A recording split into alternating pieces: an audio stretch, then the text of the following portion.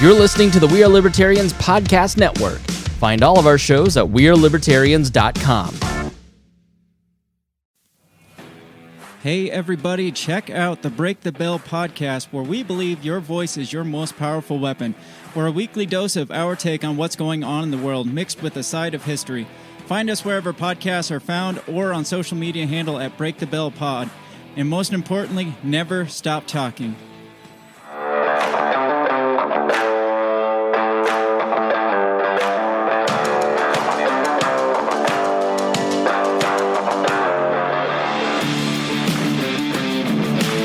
Prepare yourself. You're on the run with Remso W. Martinez. It's a new year. And what does that mean? That means entirely new buzzwords. Deep state is out. Insurrection is in. MAGA is out. Somehow never Trump came back. Dogs are flying. Cats are swimming. It's basically, December 42nd, 2020, as far as I'm concerned.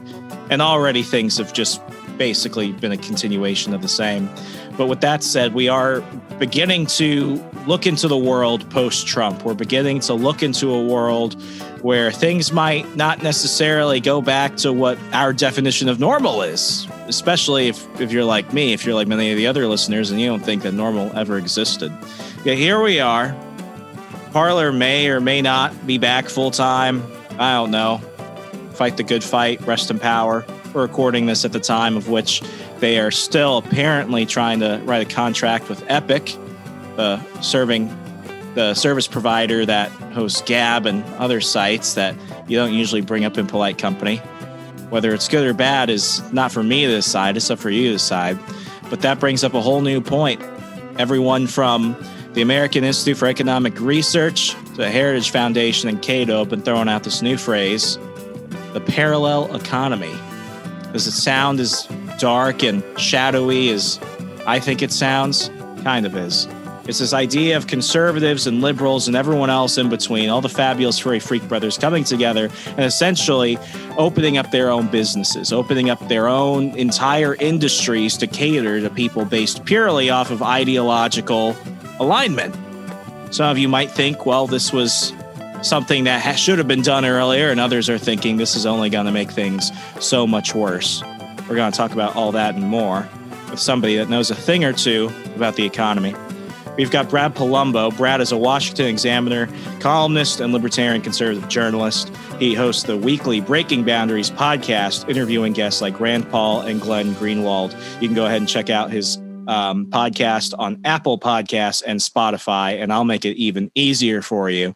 Right now, pause it, go to the show notes, click on the links in the mentioned in this episode section, and subscribe right now before you forget. See, I love you. I'll make it easier.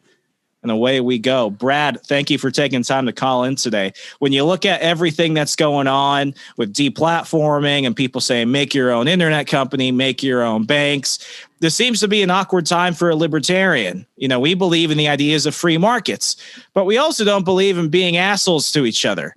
Where should we be falling on this, and how do things look going forward? Hey, man, and thanks again for having me on. I think you're totally right that it's a difficult time to be a libertarian, though I'm not so sure there was ever a super easy time to be one either. But it's hard because with being libertarians or free market conservatives, what we believe in is private property rights, and we believe in the ability of a free market to reach a much better outcome than anything directed by the government. But what's hard is that sometimes we have to acknowledge that people can do something that is their right without it being right. So, for example, I think that Twitter has the right to ban President Trump from its platform, right? It is a private platform. It's not bound by the First Amendment. So as far as we're talking about the law, that's fully within their rights. But at the same time, I can say I think it's really bad for this country that they're doing that. I think it's really hypocritical that they're doing that, given that they allow leaders from the Iranian regime to spout propaganda, and they allow the Chinese Communist Party to downplay genocide on Twitter. So I think it's hypocritical. I think it's bad for the country. And I think it's morally wrong, a lot of what's going on right now with these tech companies. But at the same time, that's not necessarily an unlibertarian position to take. Because what we have to do is avoid feeling like, oh, we're libertarians, so we just have to defend business. No, we don't. We don't have to defend them. We don't have to pretend that what they're doing is morally good. All we have to do is say, well, we're not going to support giving government control over it, right? That's really the only line in the sand. So I've never felt any need to defend these people. In fact, I'd like to see more competition and consumer pushback to these big giants. And that's part of the problem, because in certain sectors like tech, well, if the baker doesn't want to bake the wedding cake, it's not very difficult for a gay guy like me to find another baker, right? There's thousands of them in the country. Everybody's got a dozen bakeries within driving distance from them. We don't all have a dozen Twitters or Facebooks. So it does become more complicated for us to grapple with. Yeah, I think that's the crux of the issue right now. And I think you brought it up in the best way possible. Just because something is lawful might not mean that it's moral. And depending on who is hearing this, what is moral can mean a whole bunch of different things.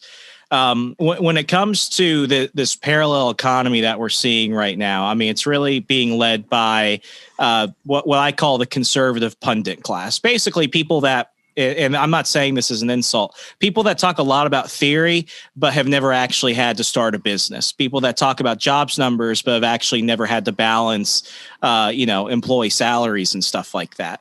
And I didn't get mad, but I got a little bit frustrated when I saw Matt Schlapp from CPAC basically say, if I had the money, I would go ahead and invest it in a conservative social media company. And it's like, you do know the people, and I don't know his personal net worth, but I think if he wanted to go ahead and grab a whole bunch of conservatives who are, giving millions of dollars to politicians, that are giving millions of dollars to PACs and lobbyists, they can go ahead and make this stuff. And, Parler was not the first right of center platform. There was Minds.com, there was Gab, there was Codius.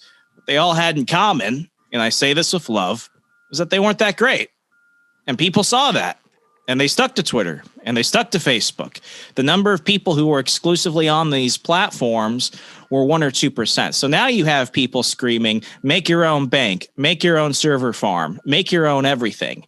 And that sounds great, but you've got a lot of people in the middle who have right of center ideologies, and they're blue collar or they're middle class, and they're more worried about making sure they can send their kids to college versus going on these ideological wars and creating products and services and companies just to fill a need to own the libs.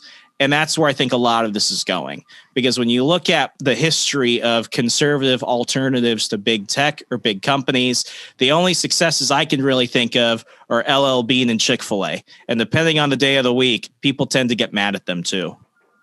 Yeah, so I think the underlying cause of this is mob culture, right? So it is one thing when boycotts are not fundamentally a bad thing when they are targeted at an actual practice. So, for example, if a company engages in racism towards its employees, I don't think there's anything wrong with boycotting that company.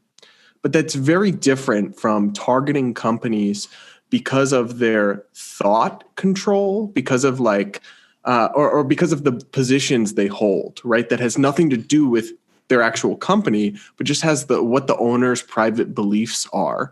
So, for example, that's why I never, ever liked the crusade against Chick-fil-A, right? Because Chick-fil-A has never been accused of discriminating against gay employees, doing anything homophobic in their company. It's all just about the personal lives and personal beliefs of its owners.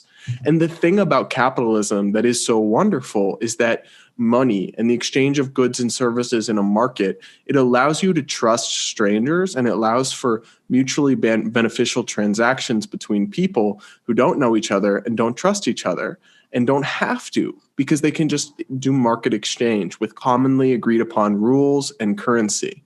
But when you start to go down this path of canceling out people who have the wrong, quote unquote, wrong think beliefs, right, from the market, it's really dangerous because it undermines the very necessary kind of cooperative nature of a free market that makes it so efficient in the first place. We see something similar with like the demands that financial service companies like American Express stop allowing people to purchase guns or these kinds of things, where it's like we've lost something in our society where we expected things to be neutral, and then we criticize the people instead of the platform. And I don't know what to do about that, but it is a serious kind of intellectual disease and rot now that we expect companies to police people's thoughts and behaviors rather than engaging with them, with the people directly. You know, I have a pretty, I don't want to say it's a pretty vague opinion of like Colin Kaepernick and stuff like this, but I spoke with Christian Stone from 6048 Sports a few weeks ago, and we were talking about the rise of the activist athlete. You know, your Megan Rapinoe, or however the hell you pronounce her name, Colin Kaepernick, the woke athletes and everything else. And when I look at companies like Nike, who might release statements on stuff like the Black Lives Matter movement and stuff, I've always been in the mindset of, you know, it doesn't really affect me as long as they're not, you know, price gouging the products. I like Nike products. I think Nike products are amazing. I tell this story pretty often, but I was working on a campaign in 2018. It was in a Republican primary, and somebody came up to me as I was passing out leaflets outside of the polling place, and they asked, "Who are you working for?" And I said, "This is who I'm working for." And he said, "I'm not going to vote for your guy because you're wearing a Nike jacket and Nike hates America." And he walked away. And whether he was serious or not, like I still, like, I think about that pretty often, because I'm thinking now we're at the point where everything we do is a political statement. And, you know, I criticize conservatives for this enough, but they engage in cancel culture. They engage in identity politics, not as much as the left does, but they're just as guilty of it. And he based his entire opinion of me and the person I was working for because I didn't go on YouTube and set my hundreds of dollars of Nike apparel on fire. And that's the thing that worries me more about everything else, because it used to be we got mad at the companies. Now everything the consumer does with their money is almost like a political declaration. Right. I think that's a seriously messed up approach. And it's the same. It's honestly an extension of the same approach that says, oh, people said this on this platform and I hate what they said, so that platform should be shut down.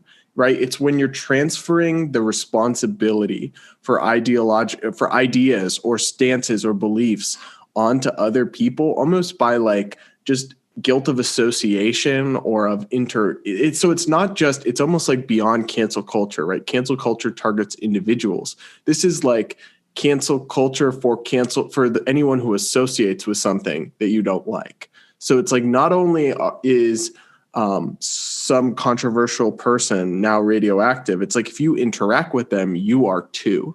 And I just wish we could get back to the point where people would do what you're doing. Like, when I'm looking on Amazon, right, and I'm looking to buy something, I'm looking at the price, I'm looking at the quality, I'm looking at the consumer reviews.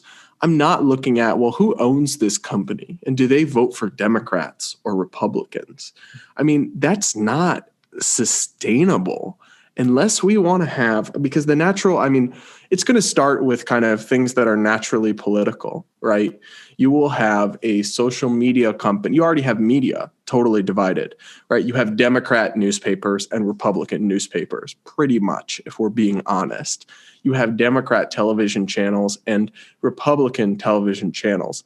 That's where it starts. But I mean, eventually, we're at the point where, like, you'll get, if you're a conservative and you're at a restaurant, they might ask you to leave. They might say, you work for the Trump administration, you're unwelcome here. And that's another thing where, listen, that is their property. That is their legal right to do that. I'm not saying it shouldn't be, because ultimately I believe in private property.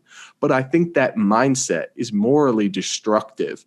I think it really undermines kind of the society that we want to live in. No one did that 30 years ago, 20 years ago, right? Because unless we want to end up somewhere where we have Republican movie theaters and Republican restaurants and GOP Taco Bells, I mean, what the heck? We can't stay together as a society like that. That's not sustainable. So people, they seem to not realize that when they're imposing this on other people, it's going to come back and hit you next. GOP Taco Bell sounds like it only sells Doritos Locos Tacos.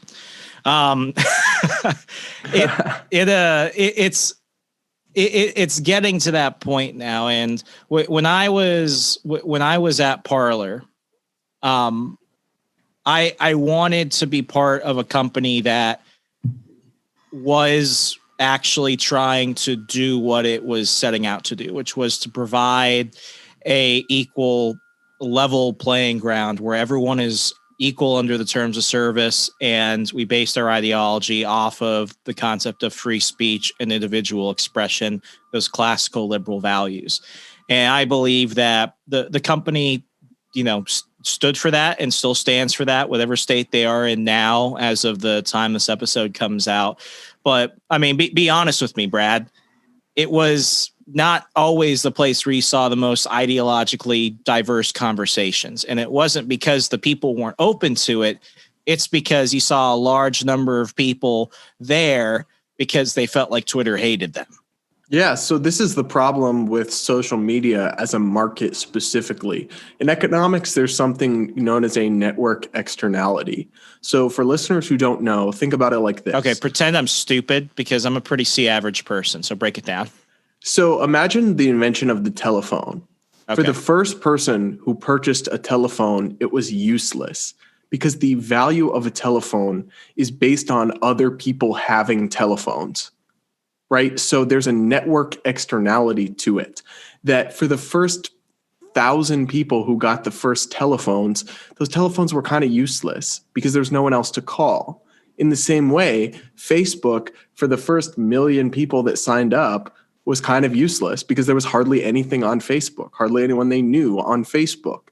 And then when you have 100 million people on Facebook or whatever the heck the number is, that is a built-in value just from people being on it that makes it extremely hard to compete with the social media incumbent.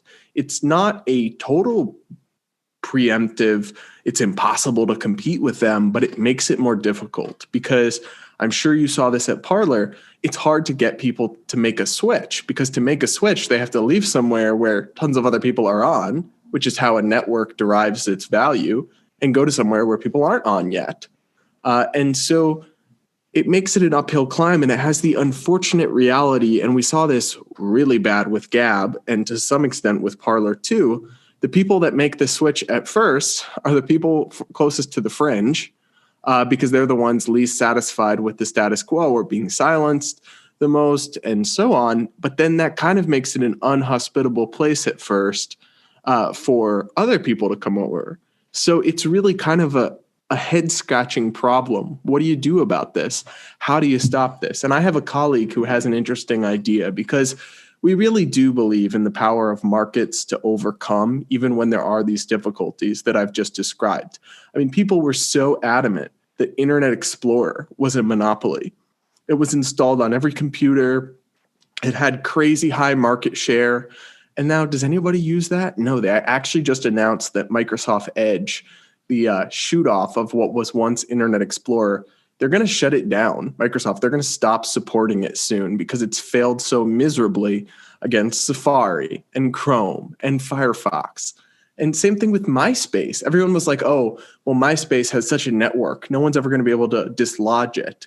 And that's true to some extent. The network effect is real. But look what happened. No one uses it anymore. Even as dominant as these current giants are, we still just saw TikTok come up from nothing and get 1 billion users. So it still can be done. The market still can provide alternatives. What you have to shift is the consumers. And then like you mentioned with Matt Schlapp, it would be extremely difficult for a college kid in their garage to start the competitor. I think, and I've had a colleague suggest this actually, what we need is like Elon Musk and Peter Thiel, or like some very wealthy tech people who are right of center to really take this challenge on and pour millions in capital into it. Because That's, I think, the only way you can seriously compete with these giants is if you start with a huge investment and you start with people who really know what they're doing. It's going to be pretty hard if you take the David v. Goliath approach to have some small startups take them on. I think you got to get some people at the top of this industry who know the status quo is broken and are willing to put some skin in the game to try to change it. Yeah, I think, and it goes back to like, the whole politics is downstream of culture thing, but like Sheldon Adelson, for example, before he died, I think the man had given probably more to Republican candidates short of maybe like Charles and David Koch. Like he was pretty high up there. And what he's doing is he's constantly giving to Republican candidates who may or may not lose. I think he gave more money to like Mitch McConnell and Ted Cruz than any other person.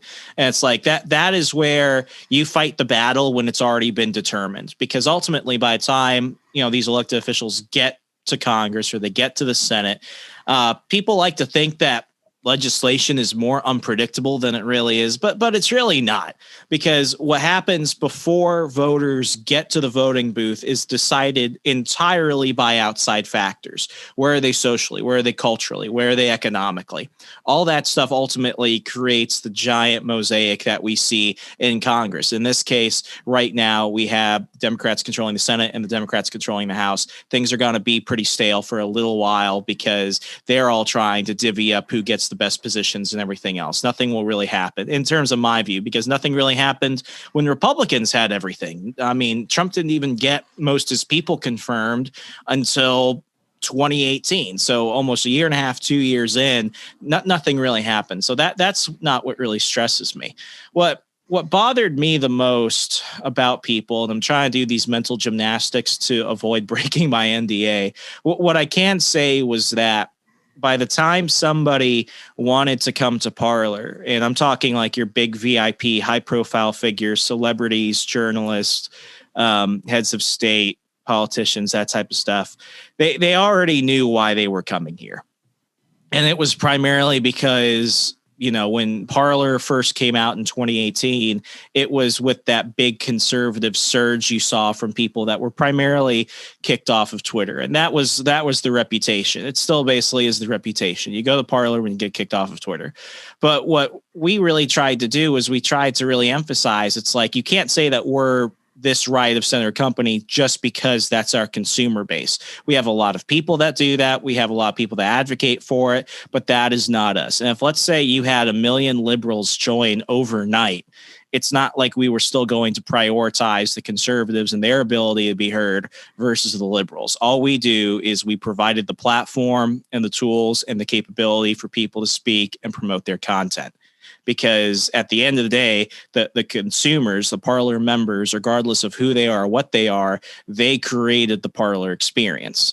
And no matter how often we tried to market ourselves as being that fair and balanced company, I don't think they were ever given a shot. It made my job extremely difficult. And by the time that I had left, we had probably thousands of gold badged Republican politicians, but the only one who was an elected Democrat was Tulsi Gabbard, but she was also leaving at that point. So she didn't have as much skin in the game in terms of still trying to appeal to a very progressive base. She could kind of do whatever she wanted, which it was great to have her.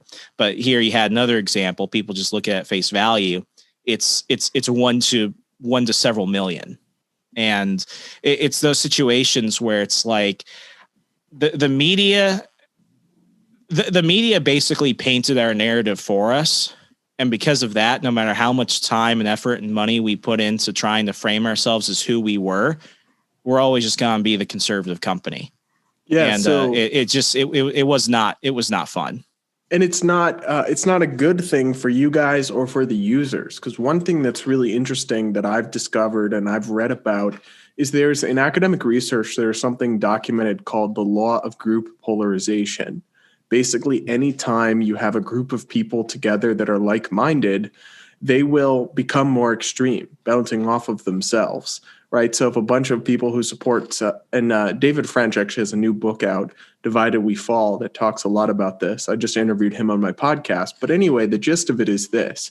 If you have a group of gun rights supporters who get together for a meeting and they talk about it, they're all going to leave there more pro-gun rights, right? They're not going to become less. Same way, if you have a meeting of gun controllers, they're going to become more fervent in their pro-gun control extreme views. If you have a group that has mixed views, people might leave with more nuanced or moderate or reasoned positions. But when it's just echo chambers, people become more extreme. And so the sad reality of social media censorship is that banning President Trump from Twitter and Facebook is not going to change the fact that millions of people voted for him and want to hear what he has to say.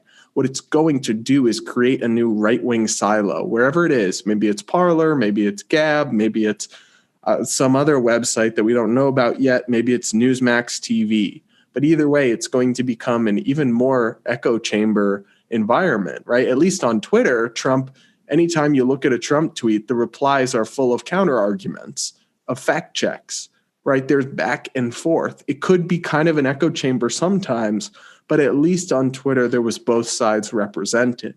My biggest fear with all this censorship is that it's going to just push both sides more into their like-minded cocoons, and they're just going to become more extreme, more out of touch, and become even pushed more to the fringe and lose even more touch with the other side and what they actually believe. And that's what's happening when we divide up into two separate Americas. Tell me your opinion on this, because I stopped being a reporter, being a journalist in mid 2019. So, you know, I've got a few years between me now and then. So when I talk to a lot of my colleagues and friends who are still journalists, they tell me that when they actually, in the rare cases, they actually get to meet somebody that follows them on Twitter who might have, you know, not even a positive nor negative opinion of them, they'll say, who you are in your tweets is entirely different than who you are in your articles. And that's interesting. Yeah, that is one of those things where it's like, I have met some people that have said similar things to me. Like I read your Twitter or I read your Facebook posts and you sound like an asshole. And then I'll actually listen to you in a podcast or read a book or read an article. And you almost seem like an entirely different person because you have the opportunity to actually engage in long form conversation and you're not limited to a character count. I don't hate Jack Dorsey. I don't even hate Mark Zuckerberg. When I got involved in social media, it wasn't because of hatred. It was not even because of just being, you know, a pure social experiment. I just thought that the business model wasn't great, and that, you know, despite that Jack Dorsey might have an ideology or opinions on things that are completely different to what I have, you know, he can only be responsible for so much of what the community itself does. And I feel that when it comes to Facebook and Twitter, I still don't think that they're going to be around in the same way they are now 10 years from now. Like, they might still exist. People don't realize this. MySpace is still around. If you want to go set up a MySpace account, which I know a few people did, you can actually still go do it. The thing is, though, we used to wonder if MySpace was going to be this giant social media monopoly, and now MySpace is the butt of every social media joke. You know, who do you think holds more responsibility for all these negative opinions we have about social media? Is it the company or the consumers? Because the more I've taken a step back to look at it, especially the last month and a half since I left, and now I'm really just an outside observer.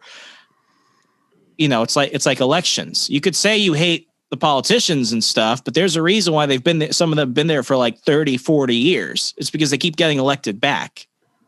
Yeah, to some extent, the problems that we have with media, as in journalism, and also within social media, is demand driven. It's on the consumer side. So it's like, well, why is it that so much of our media is clickbait trash or hyperpartisan alarmism? Well, it's because we as consumers vote with our clicks, and we click on it. And then that gives them an incentive to produce more of what is being demanded and consumed. So it was frustrating to me as a journalist that sometimes my most well-reasoned and nuanced pieces would not get that much traffic. They'd get a couple thousand page views. Then I'd do some 400-word hot take shredding in something AOC tweeted, and I'd get 60,000 page views and a Fox News hit out of it, right? So the incentive structures in media, and the same thing is totally true on social media, right? The cheap one-line tweets, RT, if you agree, liberals hate the idea that there are other ideas, right? The same kind of cheap remarks, those unfortunately get all the engagement and help you grow your follower count, whereas nuanced or reasoned thinking often doesn't. Sometimes it does, but that's not the cheapest way to a lot of followers is to post hyperpartisan trash. And so you could look at that and blame social media. You could look at that and blame the people who are writing and saying these things. And to some extent, those things do deserve blame. But in a broader sense, the real demand is the core of the problem there. It's like, well, why is it that Charlie Kirk has risen to Twitter fame by being an overglorified troll, right? And gotten hundreds of thousands of followers and tens of thousands of likes. The reason he keeps doing that is because that's what people reward him for doing. So to some extent, the blame is on the millions of users who give their likes to horrible, cheap content.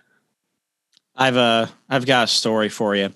And this is one of the moments where I really began to look at social media not as this thing that is making everyone angrier or making everything worse, but is really showing people for who they are. It's like I think Joe Rogan says that he hates social media because it appeals to like the lizard brain side of people. It's like this is where you just start cursing and screaming at people. It's like, fuck you, Q knows the truth, sheeple, what the hell? And it's just these people who you see in the comments online, they might totally act a different way in real life.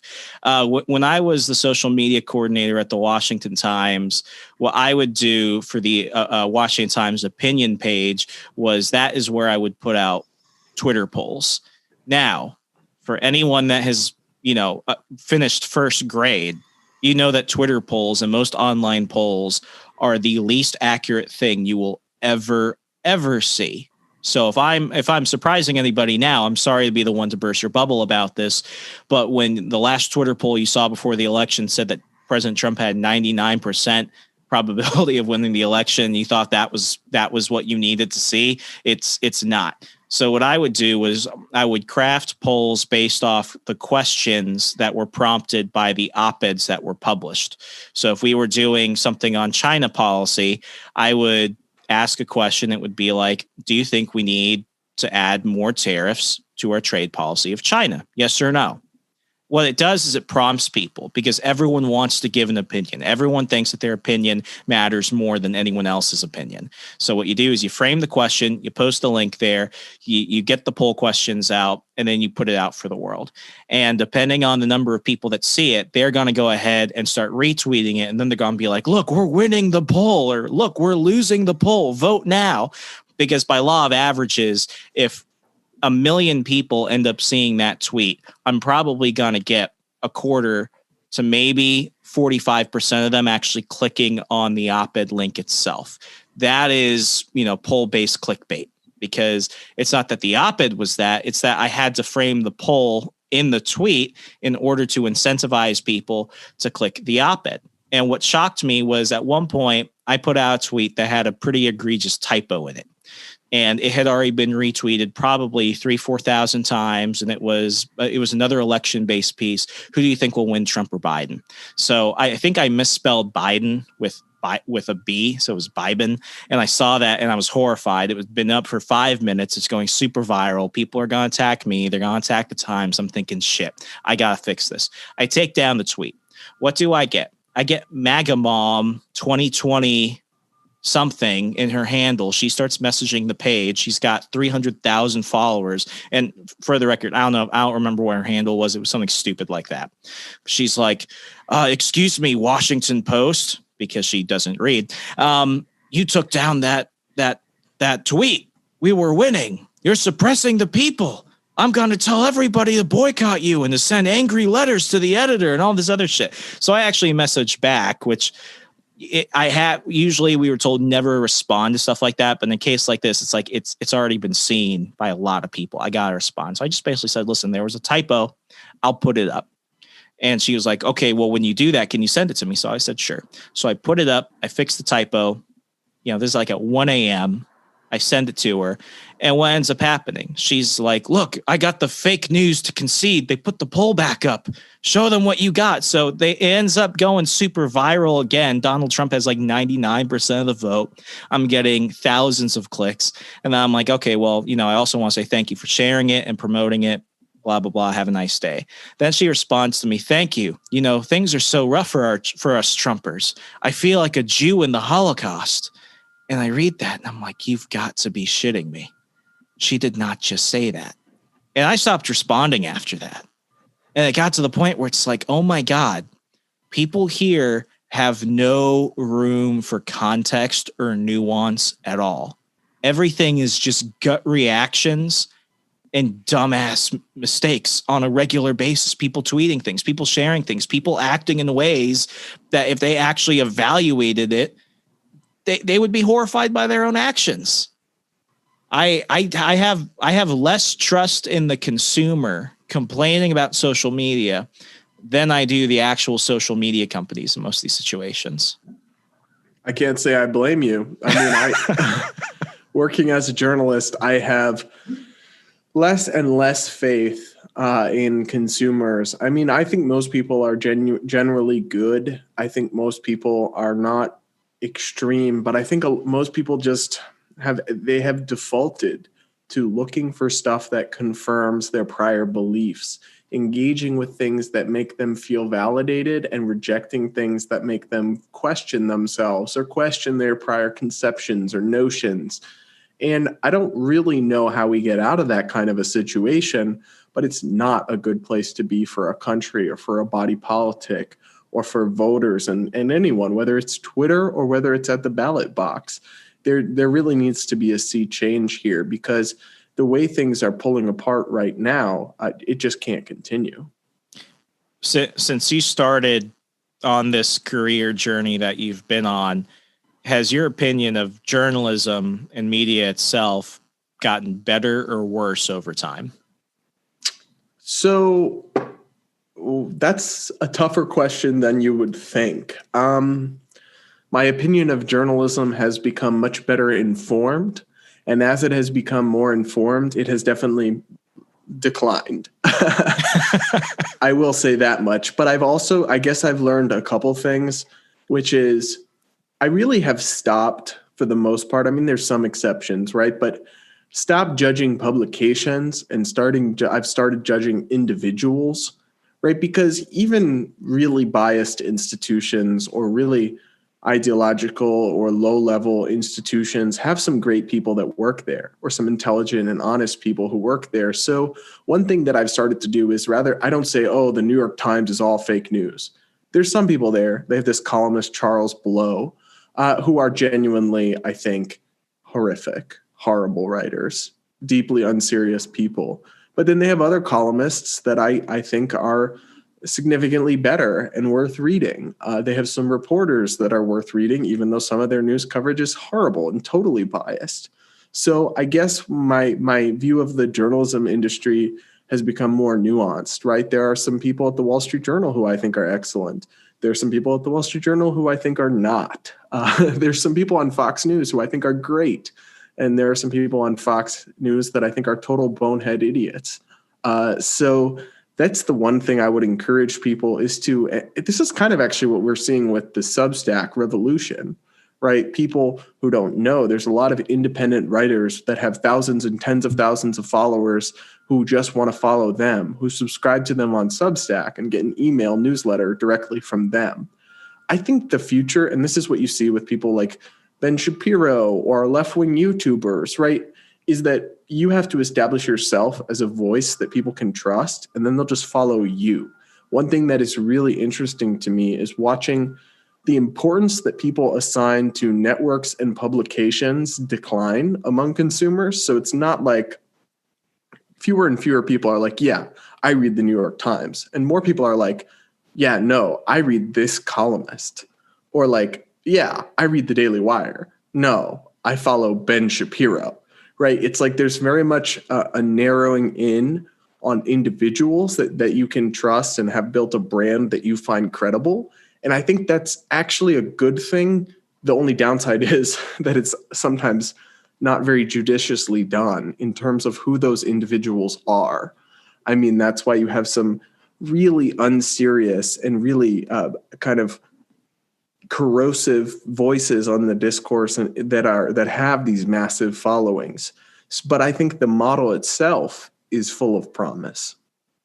Yeah, I had Ken LaCourte on a couple of weeks ago. He was the former editor of FoxNews.com. He was a Roger Ailes protege, and we were talking about Substack. I like Substack. I think that it's good for both long form pieces, and I also just think it's a good newsletter platform. I do some blogs there, but you primarily use it as a tool of self promotion. And folks, if you're not subscribed, you can go ahead and subscribe in the show notes. But like Glenn Greenwald, for example. I've been a fan of his for a while. I feel like he's honest and doesn't hate half the country. And I think that's a very low bar to have to exceed at this point. It's like, are you honest and do you genuinely hate people that you've never met before? And my only problem with him going independent is in doing his own thing. It's like, while there are many criticisms of the current state of media, the one thing that I think is still really important is the editor-journalist relationship. And I think Chris Spangle went ahead and sent in a tweet a few weeks ago in his Substack newsletter, basically saying, it's good that Glenn has the opportunity to do this and that he can still make money off of it and that now he's unrestrained from people trying to keep him down. But at the same time, it's like, if there ever was kind of a sounding board or somebody to say, maybe you need to rethink this, or maybe you're going a bit too far on that, or maybe you need to correct this, now he can just do whatever he wants. And that's not always a good thing, because I will, my favorite editors were not the people that loved everything I wrote. They were the people that rejected half my shit and told me to go back and do more research. And even when they disagreed with my opinion on a column or something, it wasn't because they just didn't like my stance. It's because they were like, you're not arguing it the way it should be done. Or have you considered looking at this resource? That editor journalist relationship, I think, is one of the things that goes missing when a lot of these journalists go independent. I agree. I actually think that's pretty important. So that's definitely a downside. The problem is that is a very valid critique when editors are good. And I've had some good editors over the years. I bet it sounds like you have too. But the problem is a lot of editors, especially in mainstream media, they're no longer editing for those sorts of things, but rather they've been infected with kind of a woke worldview where they're almost enforcing like sensitivity readings. I mean, you have to look at like the New York Times as an example. The New York Times is supposed to be the paper of record in America, and they fired their op-ed editor. What was her name? Well, was it he or she? His name is Michael Bennett, I believe. Oh, that feels like a million years ago. That was only like 7 months ago. Yeah. But so all he did was publish an op-ed by U.S. Senator Tom Cotton, a Republican, saying that the National Guard should be brought in to squash violent riots happening in cities under BLM protests that had turned violent in some cases. And now I'm not sure I necessarily agreed with him. Maybe you didn't, maybe you did. I mean, it's a very mainstream person arguing a very mainstream belief. And these editors and journalists at the New York Times all publicly claimed that the decision to run this op-ed made black employees physically unsafe. So when you have that kind of mentality, right, the censorious urge that views as ideas they don't like as violence, when those are the kind of people who are editing and who are running these mainstream media institutions, because this ideology started on the campus, the college campuses across the country, and it quickly spread to corporate America, to major newsrooms, and now it's all over the place. when those are the editors, I think that editors can be much more of a disservice to the public discourse and to journalism than they can be improving it. That is that is scary. And, you know, I think that a lot of reporters now want to be commentators, and a lot of commentators pretend to be reporters. And that's like one problem. It's like you can go from being a reporter to being a commentator, but you can never go back to being a reporter. And it's like, if you were a commentator and you want to try and be a reporter, it's just never going to happen. I mean, just be honest about it. Just be open about your biases. Like, I do journalism, but I do opinion journalism, and I'm very clear about that. And I wish more people would just admit that that's what they're doing. Like, the biggest... Sorry, my dog made that noise. You might want to edit that out. My biggest problem with journalism these days is when people pretend to be objective, whether it's like Brian Stelter or like Don Lemon on CNN. They literally claim to be journalists, and then they are out there saying Don Lemon just I think last week, saying anyone who voted for Trump is the same as a white supremacist and a Nazi, same as the people that attacked the Capitol. Right. So it's like they're so clearly like left-wing opinion hosts. And that's fine, I guess. I suppose there's a demand for that. But they shouldn't masquerade as objective media and a so-called unbiased journalist, because it's just totally untrue. And then it makes people distrust the entire media. Yeah, like my favorite, opinion journalist is probably Charlie LaDuff. He was a New York Times Pulitzer Prize winning journalist. He was at Fox News. He did a show for about 3 years called The Americans, and now he was at the Detroit News. He was at the LA Times. Now he's at Deadline Detroit, and I mean he's what I would call he's a very socially liberal economic populist. And what I like about him is that he goes and he looks at a lot of stories from the perspective of America's blue collar class. And he is, it's one reason why I get a little bit peeved when I hear Tucker Carlson talking about like the plight of truckers and stuff like this. And he's standing up for a little guy. It's like, dude, you're with the Swanson family. You grew up in Georgetown. We're not going to have the same view on it. And I don't dislike him for it. It's just like, you haven't really done that in a while, especially when you were at CNN. You didn't go out and report stories. You were always the commentator, going back to when he was at the Weekly Standard. Whereas somebody like a Charlie LaDuff, for example, he's got his opinions, but he's willing to go out and go pick grapes with Mexican migrant workers. He's willing to actually go into Mexico and see what it's like to break into the country. He's willing to go golf throughout the heart of Detroit and see how many buildings full of heroin needles he finds before he can do, the equivalent of like 18 holes or something like that. Like, it's that level of he actually puts in the work that I feel a lot of people don't do anymore. But I am curious, like where do you look for your news during the day? Where do you kind of start, and where do you kind of go to for some of your sources when you're working on pieces? Yeah, so that's interesting. So because my focus is on economics, I go to Wall Street Journal is probably my single biggest source. They're an interesting one because their news side is very much center left. So their news coverage of economic issues has a strong center left bias these days. But their editorial board is still very old school conservative and very right wing, and kind of the Reaganism fusionist worldview. So I can get, just from reading that one publication, you do get two different perspectives, interestingly enough. I also read a lot of like business economic sources like foxbusiness.com, CNBC. And then just looking at my bookmarks bar, I have everything from the Washington Examiner and National Review to the New York Times and Washington Post. I really think that the most important thing is not so much which one specifically you read, as much as you make sure that it's a breadth of ideological diversity, because there is, unfortunately, the reality is there's no such thing as unbiased news anymore. I'm not sure there ever was. So what you have to do is make sure that you're not just consuming one kind of echo chamber of media. You have to be actively seeking out different perspectives. And it's not that most news sources are not false, right? It's not that I actually don't think like fake news is a very common thing. It's more so a matter of even just agenda setting. It's like, what stories do they choose to cover? What perspectives do they choose to privilege within those stories? And I think you could get the same exact issue and have two opposite headlines from a right-wing source and a left-wing source. And that's just, you're going to have to read both to get the full story. And on the flip side, there are stories that if you just read conservative media, you won't even hear about, and vice versa. If you just read mainstream media, you wouldn't have even heard about many of the riots and violence that happened over the summer, right? A lot of it was maybe just one story, page D17 of the New York Times, right? Whereas there were thousands of buildings destroyed in Minneapolis.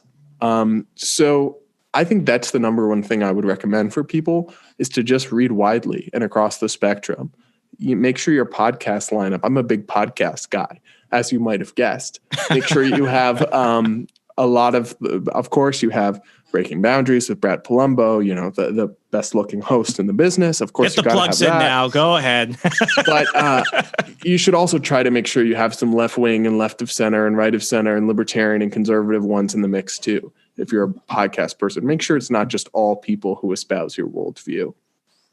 Absolutely. Brad, we're running up on time. I've really enjoyed this conversation. We covered a lot of things, but ultimately, folks, like, as cheesy as it sounds, you are the power. You have the ability to make these changes, and you have to really assess, where these companies and where these outside forces begin and where your input and your activity ends, because it's an ebb and flow situation. These companies only exist because we strengthen them. If you don't like Amazon, stop shopping at Amazon. If you like something, you're going to have to put forward the ability to do it. But it's also understanding, who is really the biggest perpetrator. Because when it comes to social media, and I'm telling you, somebody that worked in the press and for a social media company and now does digital consulting for small businesses, it's way more complicated. And I'm not going to, I think I'll steal Brad's response. It's not that I really hate it more. It's just that I now know more, and my opinion isn't as great as it once was.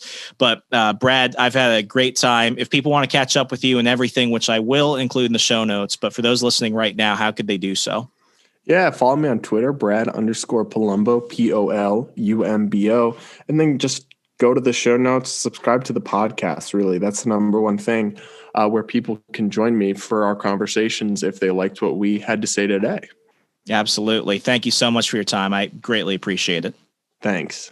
Hey, folks, it costs you nothing, but it means everything to me. A 5-star rating and review on iTunes, Google Play, Stitcher helps us get in those trending top charts for a category, but also lets people know that we're having great, insightful conversations here. And while you're at it, share it with a friend, a lover, an enemy, a family member, a homeless person on the street. Just share it. Get these conversations out if you're having a good time and you're benefiting from them. As always, you can follow me across Al Gore's amazing internet, across social media at Hey Remso, HeyRemso. And I'll talk to you later in the week. As always, you're listening to On the Run. I'm Remso W. Martinez. I'll talk to you later in the week. Be safe. Be good. Good night.